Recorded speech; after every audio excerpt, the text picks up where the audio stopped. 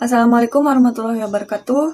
Perkenalkan, nama saya Riza Wulandari, NIM 200111014 dari kelas 3E Pendidikan Islam Manusia Dini. Di sini saya akan menjelaskan materi yang saya pahami dari mata kuliah deteksi tumbuh kembang anak. Pertama, memahami hakikat pendidikan anak usia dini.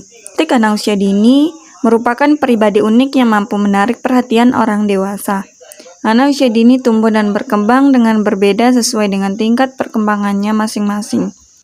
Anak usia dini memiliki karakteristik yang khas baik secara fisik, psikis, dan moral. Sebagaimana dikutip oleh Hartati mengemukakan bahwa karakteristik anak usia dini yang khas adalah egosentris, memiliki rasa ingin tahu yang tinggi, makhluk sosial, pribadi yang unik, kaya dengan fantasi, daya konsentrasi yang pendek, dan masa usia dini merupakan masa belajar yang paling potensial. Pada masa ini, anak paling peka dan potensial untuk mempelajari sesuatu. Rasa ingin tahu anak sangatlah besar. Yang kedua, ada aspek perkembangan anak usia dini. Ada 6 aspek perkembangan anak yang sangat penting bagi orang tua untuk mengikuti tahap perkembangan anak, yaitu pertama ada aspek perkembangan agama dan moral, kedua aspek perkembangan fisik dan motorik, 3 aspek perkembangan kognitif, 4 aspek perkembangan sosial emosi, 5 aspek perkembangan bahasa, dan aspek perkembangan seni. Selanjutnya yaitu konsep dasar pertumbuhan dan perkembangan anak. Perbedaan pertumbuhan dan perkembangan. Pertumbuhan anak adalah perubahan yang bersifat kuantitatif, dapat diukur dan terjadi secara fisik. Pertumbuhan anak dapat dipantau melalui pengukuran tinggi badan, berat badan, lingkar kepala, dan ukuran lainnya sesuai usia dengan standarisasi alat ukur tertentu. Sedangkan perkembangan adalah pertambahan kemampuan struktur dan fungsi tubuh yang lebih kompleks, misalnya anak dapat berjalan atau berbicara. Perkembangan dapat diamati dari cara ia bermain, belajar, berbicara, dan bersikap. Pertumbuhan dan perkembangan dipengaruhi oleh faktor-faktor internal dan eksternal. Faktor internal meliputi jenis kelamin, perbedaan ras, usia, genetik, dan kromosom. Sedangkan faktor eksternal tumbuh kembang anak meliputi keadaan lingkungan sosial, ekonomi, nutrisi, dan stimulasi psikologis. Adapun tahapan pertumbuhan dan perkembangan anak yaitu pertama ada masa prenatal, kedua masa pasca-natal, 3 masa bayi, 4 masa prasekolah, 5 masa sekolah atau masa pubertas, dan yang terakhir yaitu masa remaja. Selanjutnya di sini saya akan menjelaskan tentang kebutuhan gizi anak. Tingkatan gizi anak usia 0 sampai 6 tahun. Kesehatan adalah dan sangat berharga bagi masyarakat pada umumnya. Untuk mewujudkan kondisi ini diperlukan asupan gizi yang cukup. Gizi merupakan zat makanan yang apabila dikonsumsi seseorang maka bisa mendatangkan kesehatan. Jadi, kesehatan dan gizi sangat berhubungan. Menyiapkan asupan gizi untuk anak merupakan hal yang penting untuk diperhatikan oleh orang tua. Karena asupan gizi yang diterima anak akan mempengaruhi proses tumbuh kembang mereka di usia dewasa.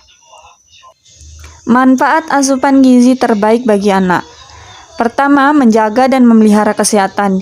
Gizi sangat berkaitan erat dengan kesehatan dan peningkatan kualitas hidup. Gizi yang baik bisa membantu mengoptimalkan fungsi tubuh, mencegah serta membantu penanganan penyakit. 2. Meningkatkan kekebalan tubuh.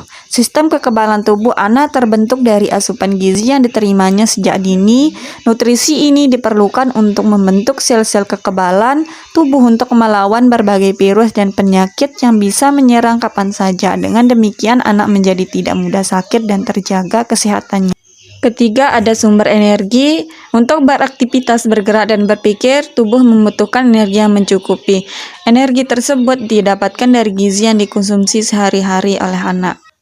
Masalah-masalah gizi yang dialami oleh masyarakat. Pertama, anak kurus merupakan masalah gizi yang kerap dialami anak dan balita. Faktor utama penyebabnya ialah anak tidak mendapatkan asupan energi dan protein yang mencukupi dari makanannya sehari-hari. Yang kedua, stunting. Stunting adalah kekurangan gizi yang kronis, yaitu ketidakcukupan asupan gizi yang telah berlangsung lama dan bahkan dimulai sejak anak masih dalam kandungan. Oleh karena itu, sangat penting bagi ibu serta anak untuk menjaga pola makan sehat. Untuk mencegah terjadinya stunting, selain pemberian makanan gizi seimbang, perlu juga diperhatikan faktor pendukungnya, seperti akses air bersih, lingkungan yang bersih dan sehat, serta pemberian ASI eksklusif selama 6 bulan pada bayi. Yang ketiga ada anemia, yaitu salah satu masalah gizi yang terjadi pada anak. Anemia biasa disebut keadaan kurang darah. Kondisi yang sebenarnya terjadi pada penderita anemia adalah kekurangan produksi sel darah merah. Umumnya kondisi ini disebabkan oleh kekurangan zat gizi tertentu seperti zat besi, asam folat, dan vitamin B12. Dan yang terakhir ada obesitas atau kegemukan, yaitu masalah gizi pada anak yang sering tak disadari. Dan yang terakhir permasalahan gizi anak, yaitu berat badan yang kurang, kurus, pendek, dan kekurangan vitamin dan mineral.